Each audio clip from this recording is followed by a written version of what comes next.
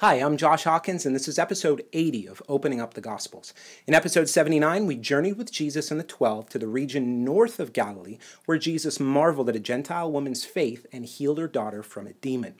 I talked about how odd it must have been to the 12 that Jesus had skipped attending the Passover feast in Jerusalem. Not only did the Jewish Messiah not attend the feast, but he was now in Gentile cities among people that weren't even Jewish. While Jesus' focus certainly did remain on Israel for the final year of his ministry, this specific time period highlights that shift that occurred away from Galilee and towards other regions, including several regions primarily populated by Gentiles. In the next several episodes, we're going to see Jesus traveling extensively. Today, we're going to look at some events from Matthew 15 and Mark 7. So let's jump right in and start in Mark. Then he returned from the region of Tyre and went through Sidon to the Sea of Galilee in the region of the Decapolis. And they brought to him a man who was deaf and had a speech impediment, and they begged him to lay his hand on him. And taking him aside from the crowd privately, he put his fingers into his ears, and after spitting, touched his tongue. Let's take a look at our map so we can figure out exactly where Jesus is going here. Mark says that Jesus went to the region of the Decapolis, which you can see here. Decapolis was just a region of 10 Gentile cities to the east of Galilee and Samaria. The parallel passage in Matthew's Gospel says that upon leaving the region of Tyre, Jesus skirts the Sea of Galilee to get to the Decapolis. The distance between these two regions in a straight line is about 50 miles, but certainly the journey Jesus and the 12 took was much longer. So once again, we're in a region primarily populated by Gentiles, and Jesus' fame is known even there. And at some point after he arrives, a man who can't hear and can barely speak is brought to him. Imagine if this was you. The fame of this Jewish man was well known even in your region, and though you've never been able to hear about him with your own ears, your friends have, they bring you to Jesus, and upon first glance, he seems so ordinary. And as your friends beg him to lay his hand on you, he takes you aside from the crowd, and then he puts his fingers into your ears, and then spits onto his finger and touches your tongue. By doing that, I think he's saying, I'm going to take care of these things for you. Though you can't hear me, and though you can't speak clearly, I will help you. Once again, we see Jesus showing forth so much compassion. Let's keep reading in Mark 7. And looking up to heaven, he sighed and said to him, Ephphatha, that is, be opened. And his ears were opened and his tongue was released, and he spoke plainly. And Jesus charged them to tell no one. But the more he charged them, the more zealously they proclaimed it. And they were astonished beyond measure, saying, He has done all things well. He even makes the deaf hear and the mute speak. Jesus performs yet another beautiful miracle here. He sighed, showing his sympathy with the man's condition and taking it to heart. And then he speaks a word in Aramaic, meaning be opened.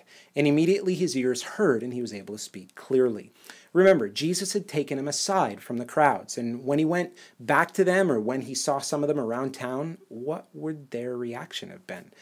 Now, Jesus explicitly charges the man and all the people that witnessed the miracle to tell no one. But Mark says the more he charged them, the more they widely kept telling the news. Now, why is that?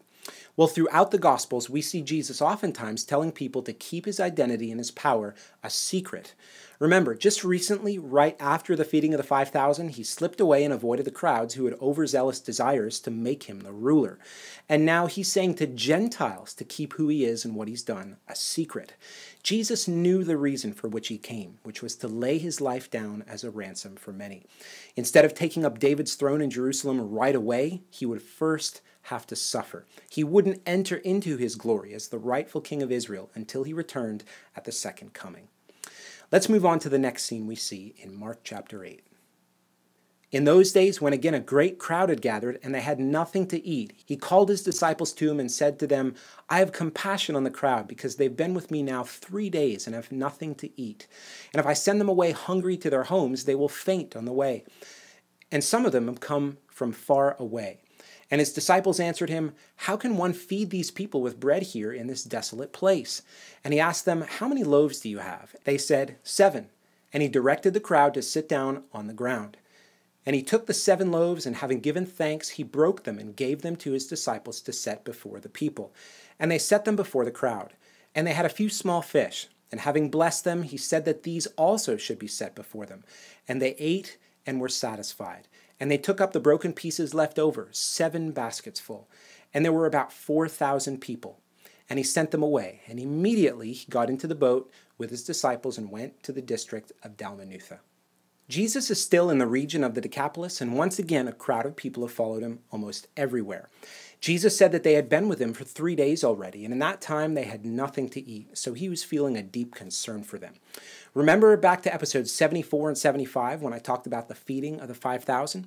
Well, I think there are so many similarities between that scene and this one, and I think Matthew and Mark are being purposeful in the way they highlight the parallels.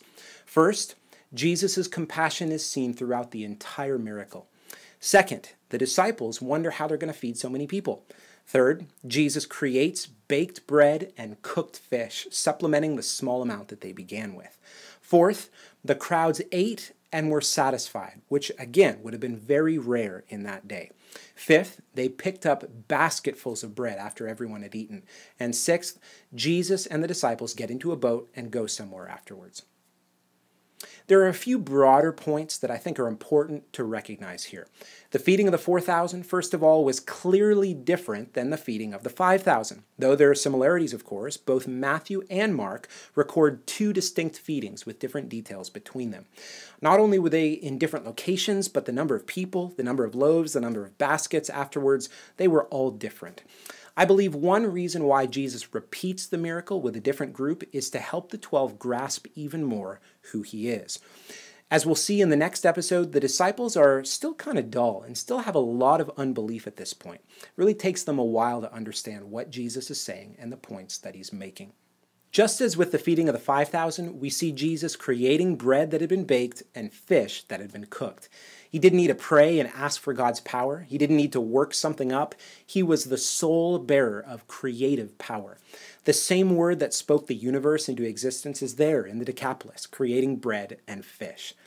Now, the feeding of the 5,000 happened in Galilee among the Jewish people, symbolizing God's provision for the Jewish people. But the feeding of the 4,000 happened in the Decapolis among the Gentiles, symbolizing God's provision for the Gentiles. Just like we saw in the last episode, the Gospels are hinting at the fact that Gentiles are not out of the scope of God's promise. They too also will be beneficiaries of the covenants that God made with Abraham if they bear the fruits of repentance and put their faith in the Jewish Messiah. Mark says right at the end of verse 10 that Jesus and the disciples get into a boat and go to the district of Dalmanutha. We're not exactly sure where this is. However, in Matthew 15:39, the region of Magadan is mentioned. That location too is also unknown. However, a variant reading is also Magdala, which we know to be on the western shore of the Sea of Galilee. And if the disciples were crossing from the eastern shore after being in the Decapolis, it would make sense that Magdala would be a possible place to anchor after crossing. So it's possible that Magdala, Dalmanutha, and Magadan are different names for the same place, but we can't be totally sure.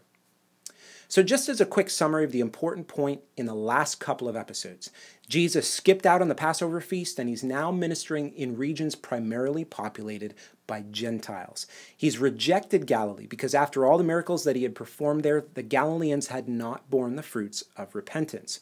God had personally appealed to them and they were more interested in their bodies being healed and their bellies being filled than they were in hearing Jesus' message and turning from the heart. What a tragedy. Well, here's a couple of points for your meditation this week. Ponder what it would have been like to watch Jesus heal the deaf man. Think about the setting, what the day was like, who was there, and how they reacted when Jesus healed him. Remember, this was a real day in history, a day that man wouldn't soon quickly forget. Imagine yourself as one of the disciples as you watch Jesus feed huge crowds all over again. What emotions would you be feeling?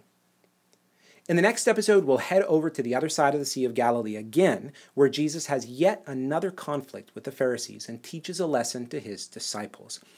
In the meantime, if you've missed any of the past episodes, you can find them all on my website, www.joshuahawkins.com/gospels.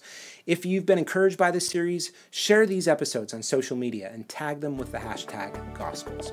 Well, God bless you, and I'll see you next time.